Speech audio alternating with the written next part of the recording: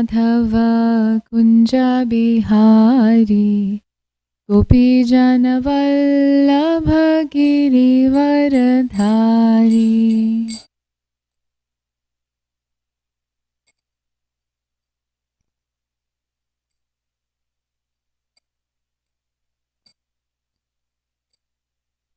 Jai Radha Madhav Kunj Bihari गोपीजन Vallabh Girivardhari.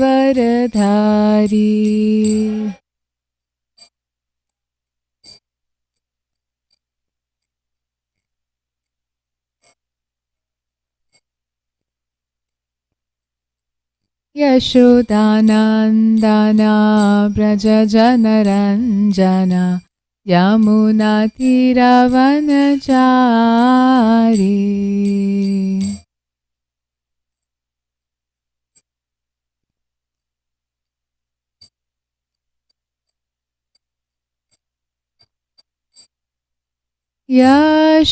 Yashodanandan Vraj Janaranjan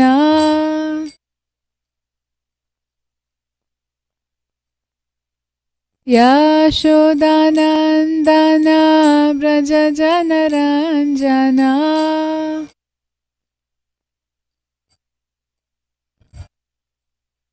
Yamuna तीरवनचारी।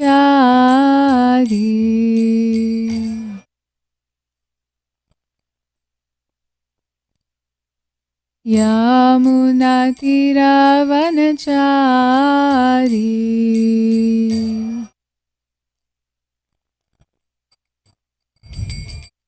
Jai Radha Madhav Kunj Bihari गोपीजन Vallabh Girivardhari.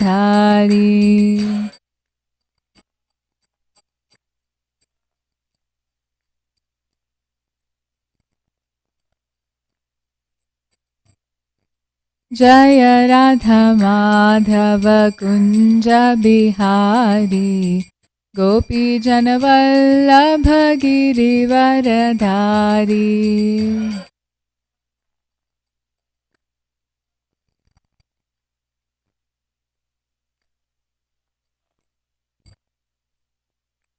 Hare Krishna Krishna Krishna Hare Hare Hare Ram Ram Ram Hare Hare.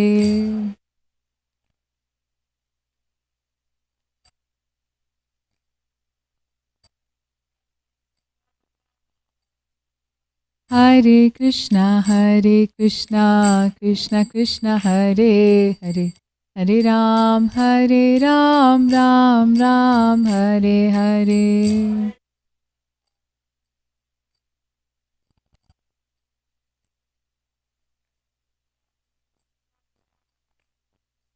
Hare Krishna Krishna Krishna Hare Hare Hare Ram Ram Ram Hare Hare.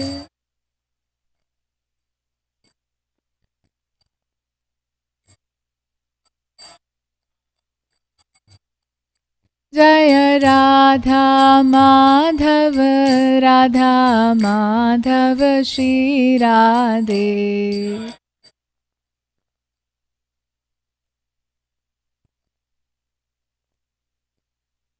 Jai Radha कालचंजी Shri Radhe.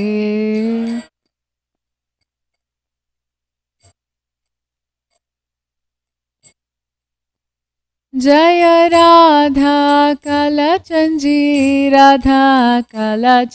Shri Radhe.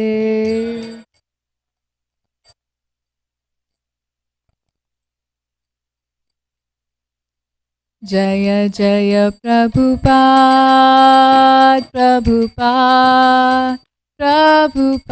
Jai Jai Prabhupada.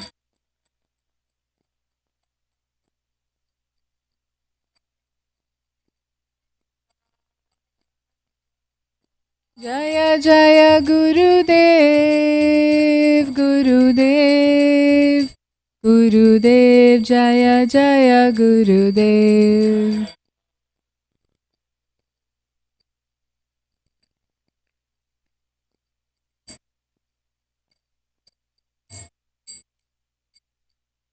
Jai. Shri Radha Kalachan Ji ki Jai. Shri Prabhupada ki Jai. Thank you so much, Prabhuji. Om Namo Bhagavate Vasudevaya.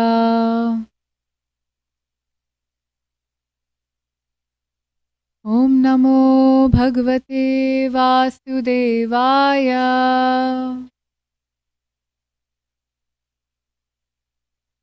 Om Namo Bhagavate Vasudevaya.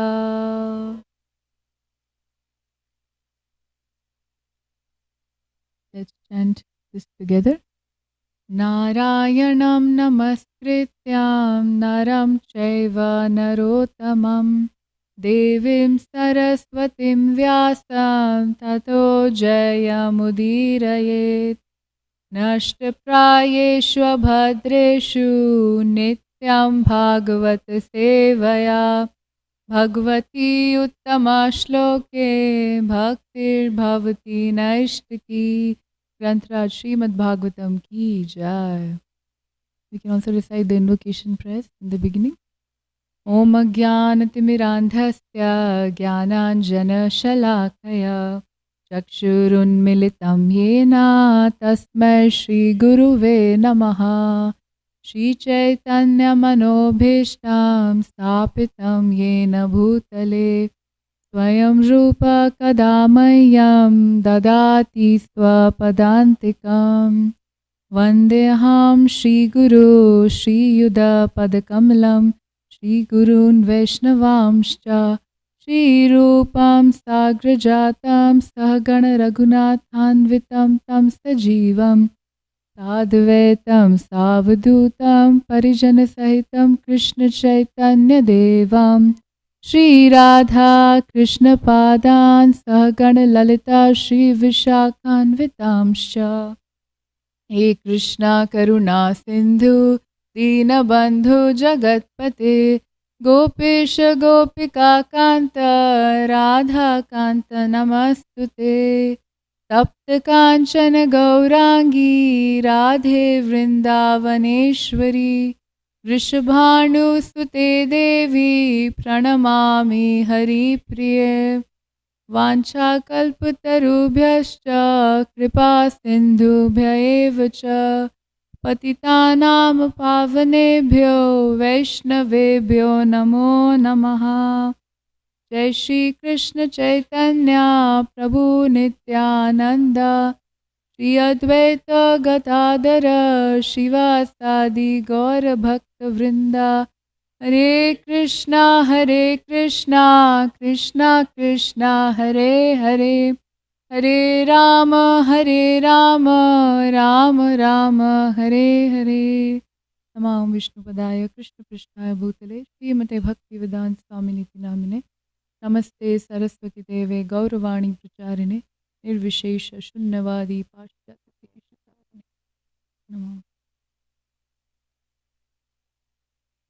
Hare Krishna. Thank you so much everybody for coming for morning Srimad Bhagavatam class. Today, we started with Canto 9 yesterday, Chapter 1.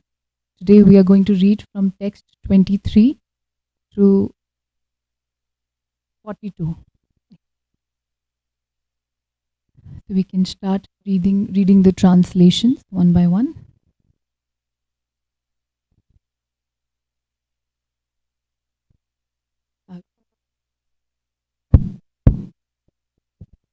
O King Parikshit, that hero Sudyumna, accompanied by a few ministers and associates, and riding on a horse brought from Siddhu Pradesha, once went into the forest to hunt. He wore armor and was decorated with bows and arrows, and he was very beautiful.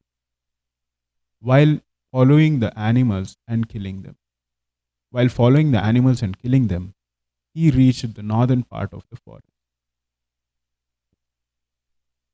Yeah, we can pass on. And thank you, Prabhuji. There in the north, at the bottom of Mount Meru, is a forest known as Sukumara, where Lord Shiva always enjoys with Uma. Sudyumna entered that forest. O King Parikshit, as soon as Sudyumna, who was expert in subduing enemies, entered the forest, he saw himself transformed into a female and his horse transformed into a mare.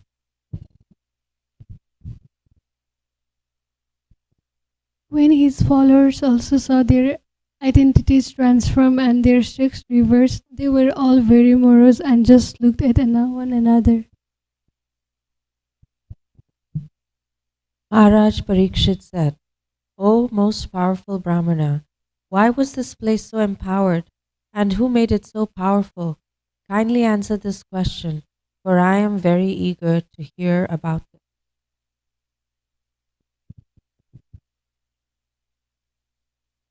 Shukadev Goswami answered, great saintly persons who strictly observed the spiritual rules and regulations and whose own effulgence dissipated all the darkness of all directions once came to see Lord Shiva in that forest.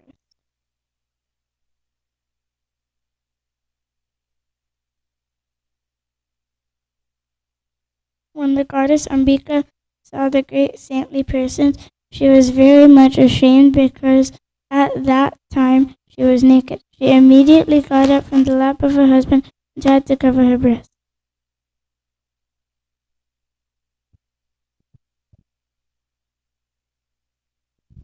King Lord Shiva and Parvati engaged in sexual affairs. All the great saintly persons immediately desisted from going further and departed for the ashram of Nar Narayan.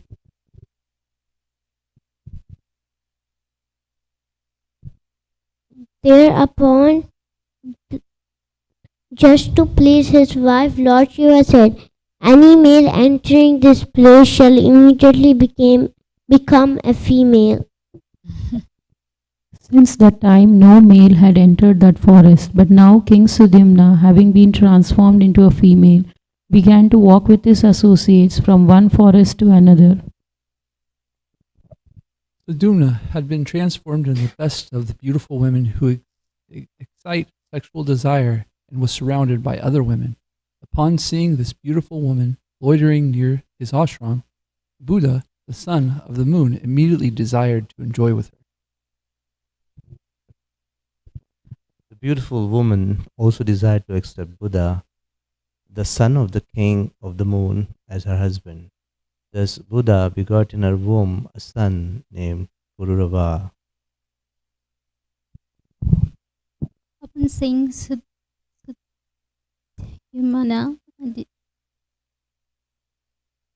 I heard from reliable source that King Sudyumna, the son of Manu, having his achieved femininity, remembered his familial spiritual master.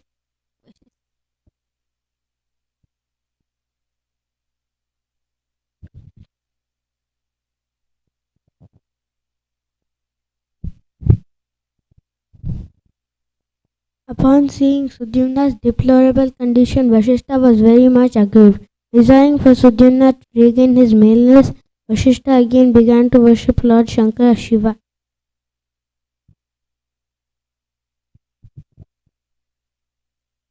O King Parikshit, Lord Shiva was pleased with Vasishtha. Therefore, to satisfy him and to keep his own word to Parvati, Lord Shiva said to the saintly person, Your disciple Sudyumna may remain a male for 1 month and a female for the next. In this way, he may rule the world as he likes.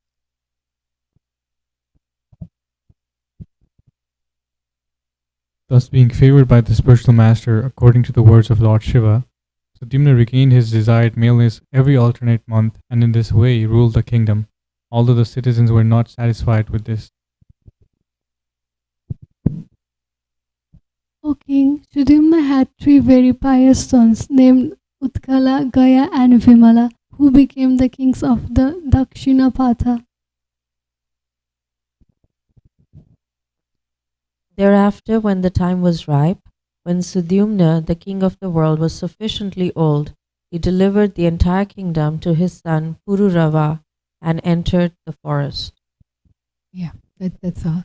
Hare Krishna. Can we please shift to text 33? That's our focus for today.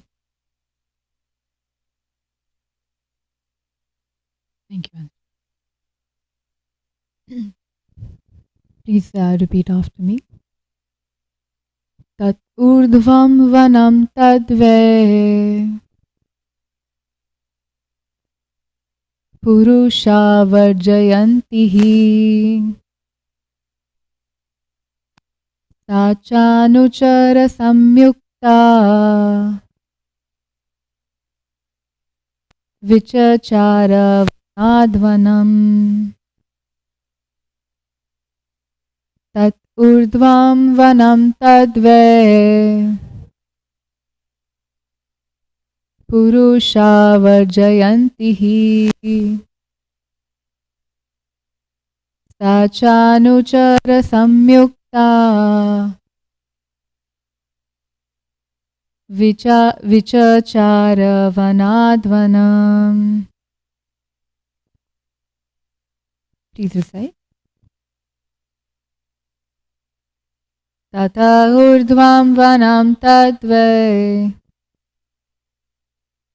purusha varjayantihi sachanuchara samyukta vichachara vanadvanam.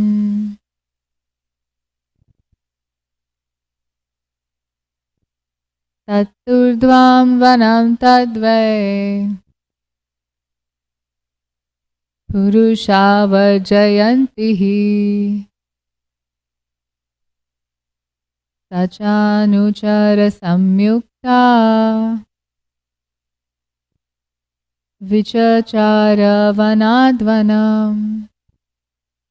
Anybody else? Tata urdhvam vanam tadve purusha varjayantihi sachanuchara samyukta vichachara vanadvanam.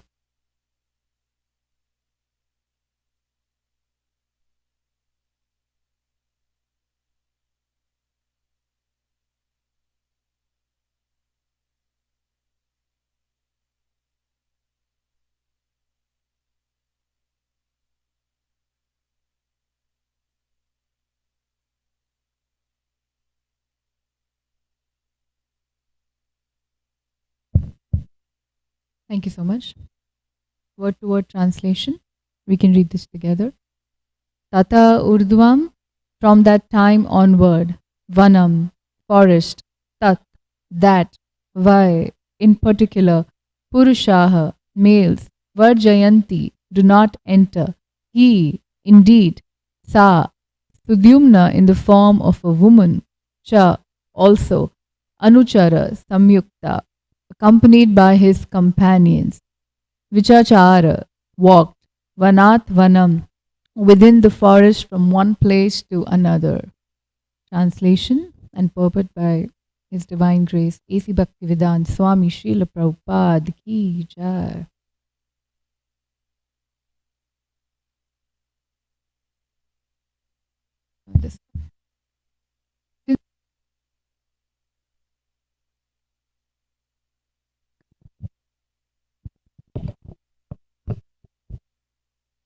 Since that time, no male had entered that forest. But now, King Sudyumna, having been transformed into a female, began to walk with his associates from one forest to another.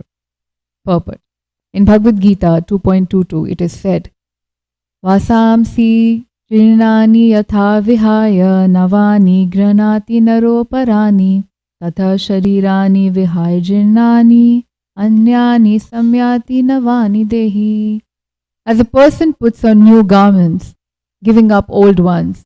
The soul accepts new material bodies, giving up the old and useless ones.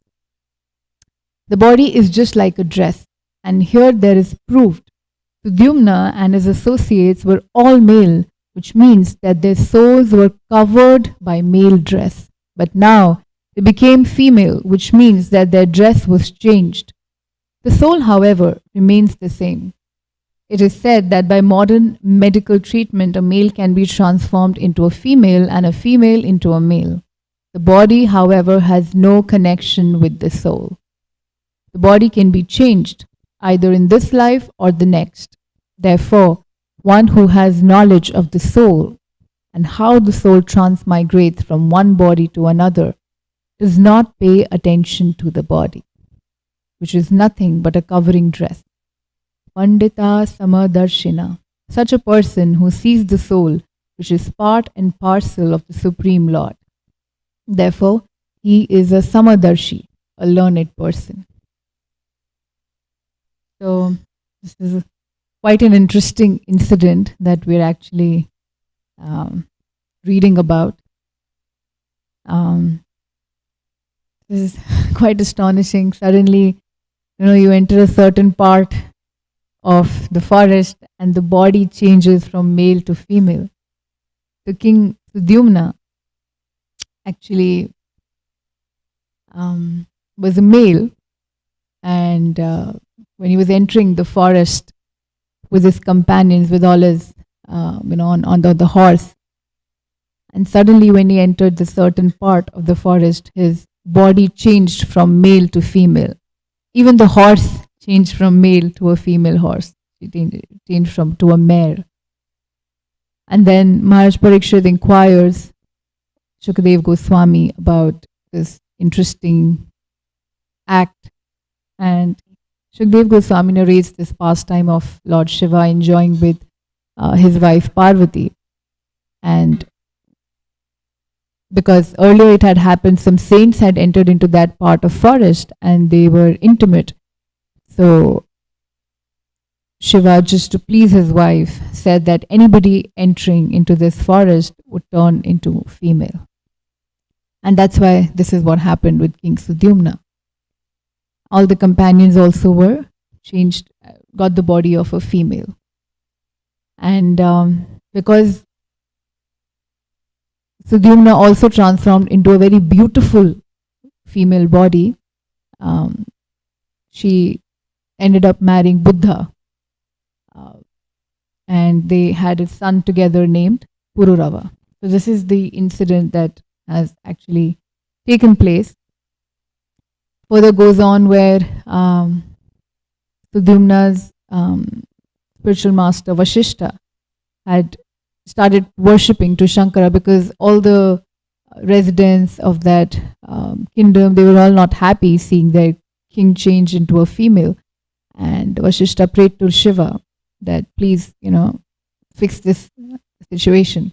And Shiva, because he had already given this, made this statement that everybody would be turned to a female, then he said that, okay, he was pleased with Vashishta. He said that 1 month King Sudyumna would be in a female body and other month would be in a male body. So every alternate month the body would change. One female and another month it would be male, and then back to female and then male. So this would continue. But in the text, in 33rd text that we just read, the purport, it is described how Srila Prabhupada has so many times talked about our real identity. So how many times have we read this statement from Srila Prabhupada that we are not this body, but we are a soul? N number of times, right? It's actually said that Srila Prabhupada in so many books, in many purports of Bhagavad Gita and Srimad Bhagavatam, time and again, he stresses upon this point that we are not this body, we are soul, and still we don't seem to remember it. We've been hearing it, we've been reading it, but we have not realized this knowledge. And this is actually the beginning of spiritual education. If you all remember, maybe your first ever class in ISKCON, or first ever, one of the first few classes, you would have actually encountered this statement where the speaker talks about our real identity. Who am I? And that's actually the starting point, and that's the foundation of our bhakti. Even now, we've been practicing for so many years, or maybe months, and still something happens around us, and then we are reminded, when we are in sorrow or we are struggling, we are reminded that, you're not this body. So, why is it so hard for us to always remember this? Because we are very deeply attached to this body. We have deep-rooted attachment. It's not just at a surface level. It's so deep-rooted, like, because of this identity that I am a female, I'm a male, I am American or Indian or Chinese, or I'm white, or I am black, I'm dusky, I'm fat, I'm slim. So many identities are there that people are just trying to elevate their identity rather than elevating their consciousness. They're trying to be in a better body. The struggle throughout life is, okay, how can I be richer? How can I be more beautiful? How can I have more fame? How can I be stronger? And so everybody you will see around the world will have, some gym routine, running around, gym memberships. They will go to spas, they will go to parlors, they will do all kind of personality development classes and sessions just so that they can look better. And why do they want to do that? Why do we spend thousands of money on this? Because we think that this will make me feel happy. This will definitely make me happy. Because we have identified with this body. But Srila Prabhupada reminds us that our real identity is that we are souls. We are part and parcel of Krishna. Jivara Swarupa hoy Krishna Nitya Das. We are just like in a car, there's a driver. Without the driver, the car is useless. Similarly, this body is like a car, and the soul sitting inside this body is driving this body. But we are constantly feeding this body. And how are we doing that? Because we always want to be happy, we want to be satisfied, but we are not feeding the right place. It's like if I'm thirsty and I'm so thirsty, I want to have water, but instead of drinking it from my mouth, I'm just pouring water on my hand. And I'm like, okay, I'm giving water to my body, I'm pouring water on my hand, but still my thirst is not quenched. What's going wrong? Maybe I need to have alkaline water. Maybe I need to have best water in the world. Maybe that will satisfy my thirst. But it's actually not that. It's the fact that I'm not taking the water, I'm not putting in the right place, I'm not drinking it by my mouth. And similarly, we are doing so much, running from morning to night, constantly trying to make ourselves happy and satisfied. But we are not getting there because we are not feeding the soul. And the Srimad Bhagavatam verse 1.2.6 actually talks about the fact that what actually will make us happy. Savapam sa paro dharmo yato bhakti radhokshaje ahetuki apratihata yayatma suprasiddhati. The highest occupation of humankind is to serve the Lord with love. And that service should be uninterrupted and unmotivated. Like, it should not be for selfish motives, but it should be selfless, yayatma suprasiddhati, then that self will be satisfied. Who is the self here? The soul, right, exactly.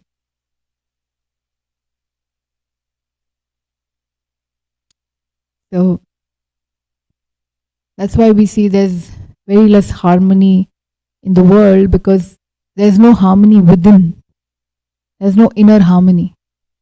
If I'm not feeling happy, if I'm not feeling satisfied, how can we expect that there will be happiness and satisfaction in the world around us? Because, like I said, there are deep-rooted attachments. Okay, let's say just because we are devotees, we understand the basic part, like we are not this body. So yes, I'm not grooming this body a lot, but that's at the gross level. But if you talk about the subtle level, the ego and the attachment, we still have that very strongly embedded in us. If somebody praises us, we feel, oh, this person is very nice. This person has seen my true quality, you know. Only a goldsmith can identify the gold. So we feel that, okay, this person praised me, so yeah, I think this person is great knowledge. And we feel really happy. And the next time somebody criticizes us, and then we feel, okay, I don't think I should be with this person because this person does not like me. So we feel this person, what we really feel inside is this person does not satisfy my ego. Which means we are still at the bodily level.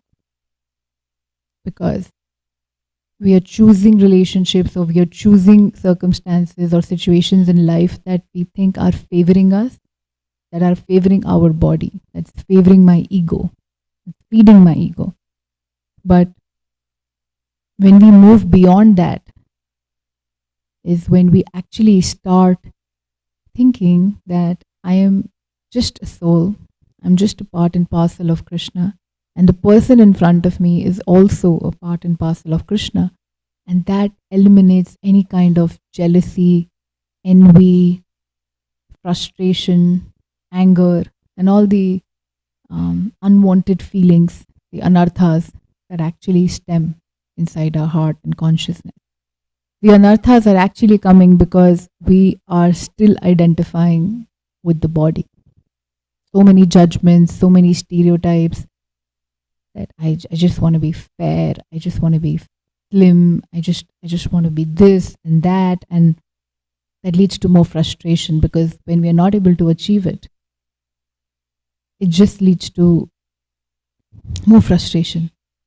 And even if we are able to achieve it, I've spoken to so many people who say that I thought doing this would make me happy, like maybe becoming a doctor, or maybe I had some goal in my life, having this much money in my bank balance would make me happy, but I still feel empty inside. I still feel that there's no purpose of my life. But I think, okay, maybe I can still do something more. Let me do this course. Let me maybe have more children. Let me expand my family. Let me change from this relationship to another relationship because my partner is really annoying me. So I need to change. I need to break up and I need to move on from this relationship. So we think that changing our circumstances and changing our relationships, this is going to make me happy. This material achievement will definitely bring satisfaction in my life.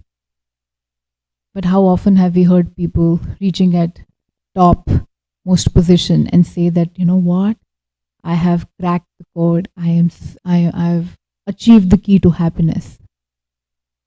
I'm so happy. There are no problems in my life. Everything seems to be great. I'm in harmony with myself. That's something we don't hear because we're seeing that people are constantly struggling. They're getting into depression, anxiety. There are many increasing mental health issues only because of the fact that we are getting so frustrated every day. Shram eva hi kevalam. We are doing all kind of unrequired labor, so much hard work just to think that, okay, this thing will make me happy, but it won't. So we need to move beyond this body and mind concept. It's not to say that we forget that we have this body. No, it's a temporary vehicle that has been given to us by Krishna. It's a vehicle that helps us reach places, to help us act in this body. But we don't have to forget the soul. We don't have to forget the passenger sitting inside that body. So the real nourishment will actually come just like when we water the roots of the tree. We don't water the leaves, we water the roots so that the tree can grow. Similarly, when we realize our real identity, our real relationship with the Lord, and our purpose of life, which is to serve the Lord with love. How and when can we reach that state that we are serving the Lord with selfless love? Ahetuki apratihata. That the relationship with the Lord is not selfish. The relationship is of pure love. The beginning, like I said, the beginning of spirituality is realizing I'm this soul, but going forward, going further from there is when we also realize I belong to Krishna. My soul belongs to Krishna. My body belongs to Krishna. Just like we see how Draupadi had surrendered in the most crucial moment of her life. And she raised her hands, just calling out to Krishna because she knew that in that moment only the Lord can save her, not even herself, her husband, society. Nobody came forward. And she knew that only Krishna can save her. But also going further from there is the understanding that Krishna belongs to me. Not only to me, but Krishna belongs to me. That's when we hear about Mother Yashoda's love, Nand Maharaj's love, where their love is so pure that they're always thinking about Krishna's well-being. Recently, this past time, right, Amrendra Prabhu was telling how when he was here in Dallas, when Krishna would go out and play, Mother Yashoda would decorate him so nicely with beautiful shark-like earrings, a peacock feather, nice sandalwood and everything. Beautiful dhoti, ornaments. And Krishna would go and roll in, not just dust of Vrindavan, but in cow dung. He would roll in cow dung because he loves cows. He loves cows are also his devotees. And he would roll in that cow dung with his friends. And when he would get back, Yashoda Maya would see who is this ball of cow dung? She won't even recognize this is Krishna. Because the peacock feather is also missing. There is only one earring now. The other one is missing. And then, you remember, right, what Yashoda Maya says? She says, yes, were you pig in your past life? And Krishna says, yes, I was Varahadev. So that love where Vatsalya Prem, where pure devotee thinks that Krishna belongs to me. So why am I saying this is because we don't have to think that this is the end, that I'm not this body, I'm the soul. That's the beginning. It's actually the beginning, and we are stuck at that level only. We might think, okay, maybe this lecture is not for me because I am way beyond this misconception of misidentifying with my body, but no, we are all there. We are all, it's actually deeply rooted because Maya is so strong and we have lived in this material world like for so many births, and it's hard to just leave this misconception in a second. I mean, you can by the mercy of Vaishnavas and by Krishna's mercy.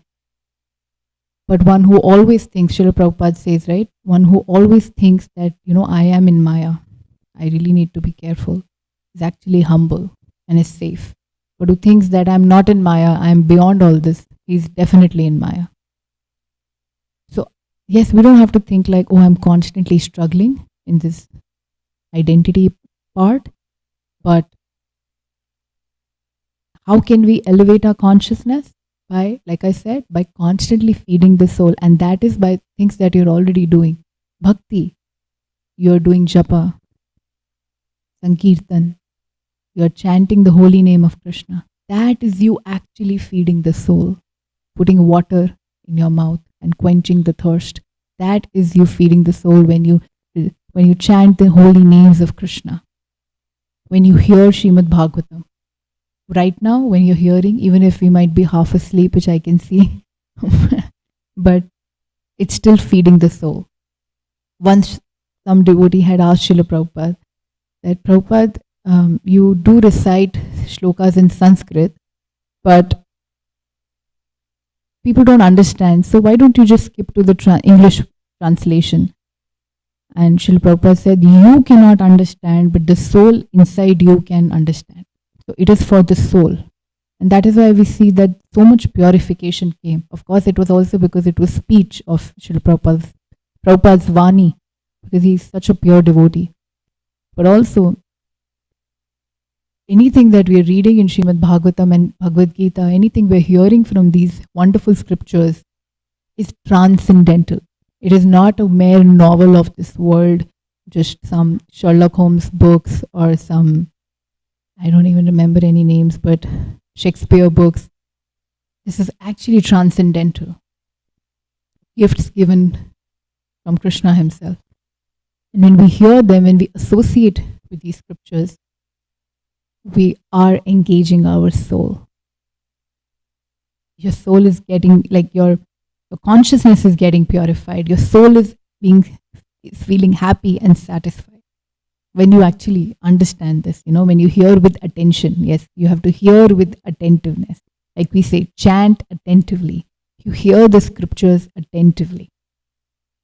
That's why whenever, if we come in that situation where we are facing any problems, we will realize, yes, Bhagavatam actually talks about this. Bhagavad Gita keeps saying this is dukhalayam ashashvatam. So constantly when we are in any problem, we are like, yeah, I think I was being too happy and floating in the air. Now Krishna is kind of reminding me that, okay, yes, you be a little humble and you don't have to have like permanent residence in this material world. You actually have to work to get out of here. So that's when your real nourishment will come, when you are constantly serving the Lord with love. That's the most important thing. You have to serve the Lord with love, selfless love. And we will get there when we associate with devotees who have that selfless love.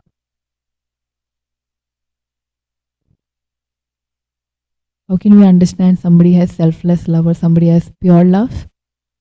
Of course, when we associate with devotees, we talk to them, we see how much they are sacrificing just to come to temple. Believe me, there are families who still struggle. There are people who still struggle to practice Krishna consciousness because of challenges in their personal lives. But they are trying.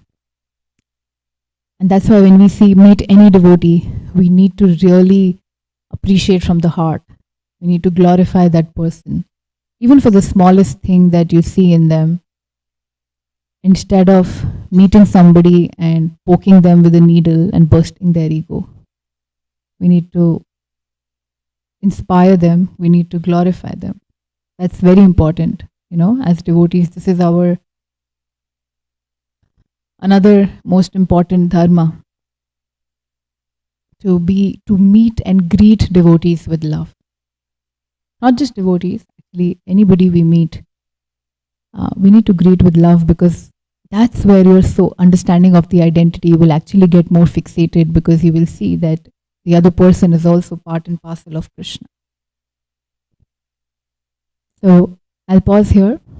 If there are any comments, realizations, questions regarding today's topic, please go ahead.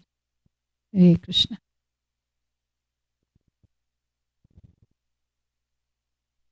I was appreciating your point that, the chasing of these things just leads to more stress, The millionaire, once they become a millionaire, they want 5 million. They want 5 million, now you got to get 20 million, And not just money, but like exercise or this or that. However, I would like to say that for devotees, please have lots of kids. We need more kids in our movement. So 5, 6, 7 kids. Okay, please. It seems like you an young instruction. people, 5, 6 devotee kids. We need kids running around everywhere. Jai to that. Yes, we definitely, devotees need to raise Krishna conscious kids. That's very important point. We really have nice communities now with schools and stuff too. It's like it takes a village, right? And so we have these nice facilities, and you can see that these kids that are around this community are just amazing, Yes. So have 10 of them. Yes. Hare Krishna. Any other points or questions? Or even experiences from your life that hit you that, yes, I am not this body, I am so. Hi, Krishna Vrinda, Sevika Prabhu. Thank you. It could have been a very tricky topic, but you, brought it home so nicely, focusing on, soul, about trying to, pure love. And I hope I didn't dodge from the no topic. No. Yeah. And, you were saying how, we may think we've got the concept, yes, but that, journey from the head to the heart is so difficult. And I was just going to give you my own example, like, even at my age, I go into the office once a week. And that one day when I go, I come back, I'm like, okay, I need a haircut because everybody lets their hair down in the office. I just can't have this bun and go like a, this old lady in there. It's just so, it's like you just scratch the surface and it's right there. So association, that's why, is also very important. Just coming back to this concept, because I was very impressed that when Prabhupada was writing the translation, he said that there is medical facilities where a man can become a woman and a woman can become a man. And just if you read a little bit of news, there's so much of that in news these days. But I was like, okay, technology still hasn't progressed to the point where every month you can just switch it to It's super modern, yeah. So even on that level, it feels like, okay, Bhagavatam and the stories are like so much, but bringing back the concept that, yes, ultimately,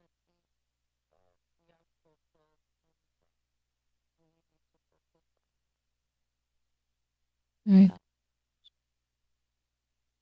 Thank you so much for reminding. Yeah. Your example was so relatable about the office trip also. When we go out, right, we are constantly like, okay, am I looking good enough? That definitely comes back, and we bring that consciousness back. And even about the gender, right, we see people now are so vocal about their gender identity. He/his, she/hers. I identify as this. And I'm without offending anybody on this, because this is a very sensitive topic, and sensitive because we are so much close to this identity that, yes, I am a man or I am a woman. First, it was just about nationality. Now it's getting about gender. Now probably tomorrow it will get about something else. But yes, material world is just constantly teaching us about who am I. It is not wrong to have your identity, but you need to have the correct identity. We need to have true identity, because it's misplaced identity, and that's why all the suffering and problems are just increasing with, each step that we are taking towards life. Things are getting harder. It's not meant to be so hard, right? Living and being happy is not meant to be so hard, but nowadays it's so complicated only because of how limited our consciousness is getting. Prabhupada's books are so elevated, like they're like at PhD levels, where we are just by reading that you're feeling so liberated. But yes, as devotees, we have to constantly get reminded about it. So yeah, we need to be like you said, in the association of like-minded people, in the association of right people. It might help us get somewhere. Mataji has a question at the back.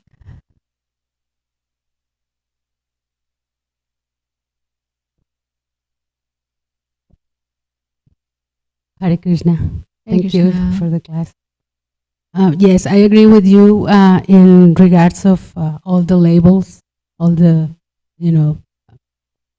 labels that people are so happy to stress, But also, I am convinced that we are souls, and other people tend to forget that, like I have never been or trying to say I am this or that, but the way other people looks at you sometimes is like, I'm sorry, what do you want me to convince you of? Yeah. And it's a little bit, it used to be confusing when I was younger, and nowadays I'm just like, I know who I am, and God knows who I am, right?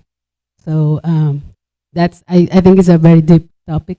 Yeah. But I appreciate that you remember that we are souls, and regardless of looks, colors, races, countries of origin, that we remain the same for God, right? Right. So that's my take. Wonderful. Thank you so much. Yes, all these labels are just dividing us, right? They're not like as simple as this is common sense, right? When we see these labels, it just divides us. Yes. It creates jealousy. It creates hatred. And so then, yeah. And that our essence is love, right? Yes. And I think that we tend to forget that principle, because sometimes we forget the meaning of love, which is like transcendental. It's something that comes from God. Yeah. And it's so beautiful. Yeah. Thank you. Thank you. Yeah, pure love actually comes from God. You've summarized it very nicely. Thank you. Pure love comes from Krishna. Yeah. I was thinking how the Vedic art philosophy has such a practical understanding of the things that this world can't answer. For instance, you have some religions that talk about how being gay or trans is like a mental illness. Mm-hmm. But we can actually understand in our books that no, this is actually something that people, it's part of their identity. And the thing that is that I think that people don't understand is that twofold, that when you don't have a God-conscious society who's on the Bollywood platform, you can't appreciate people that are different than you. You can't see that underneath that they are the spirit soul. And so then you start seeing them as this, and this. So like you mentioned. And then because those people are being hurt, are being degraded, being treated improperly, eventually you have to stand up and say, hey, we're people too. They can't do this to us, right?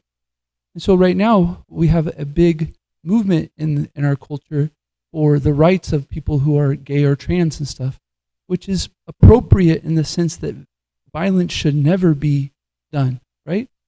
The thing though is that what you see, at least this is my perspective, and I'm curious what maybe the devotees thinks, is it's so advertised and so out there that when there's people confused about their happiness or their enjoyment and need some attention, that this becomes something easy to connect with. Like, oh, that's an easy way to get some attention, right? And so then they attach to it, and they later on go through life and go, actually, no, that's not, I wasn't gay. But there are people actually that do have, does that make sense? That there's, because of the advertisement and the putting it out there and stuff like that, there are young people that, oh, that seems convenient. Like maybe that's what's wrong with me, or what as I'm not fitting in. I'm not saying that I'm not fitting in, so therefore that must be, what the answer is.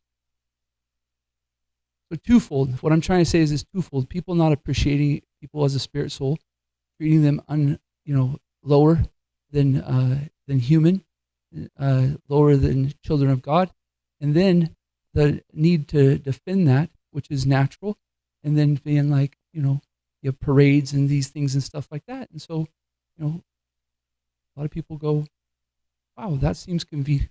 I could attach to that. Yeah. I think what you're trying to, probably what I understand, is that sense of belongingness that people are really,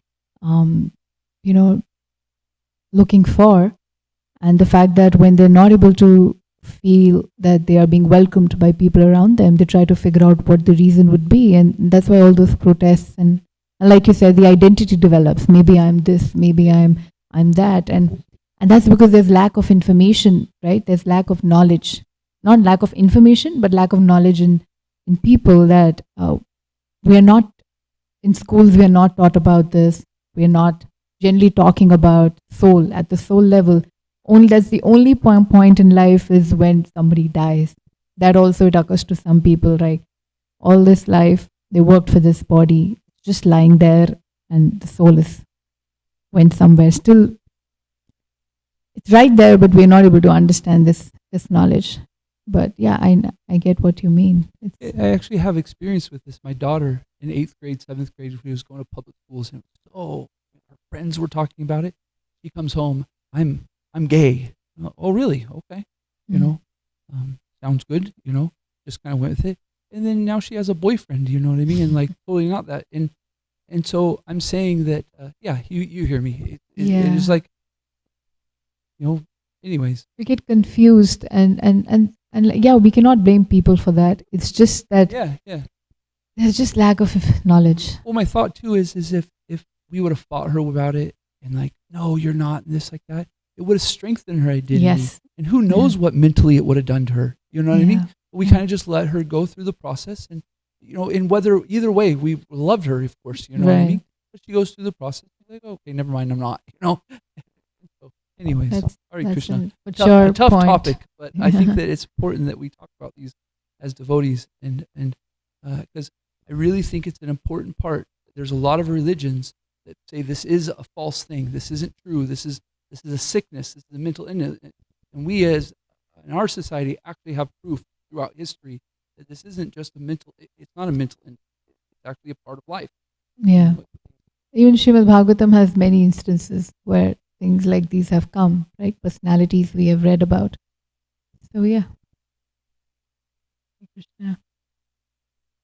Okay, we can wrap up and head for Prasada. Hare Krishna. Vanchakalpatarubhyascha kripa sindhubhyo patitanam pavanebhyo vaishnavebhyo namo namaha. Anant Koti Vaishnav Bhakt Vrinda ki jai. Shri Prabhupada ki jai.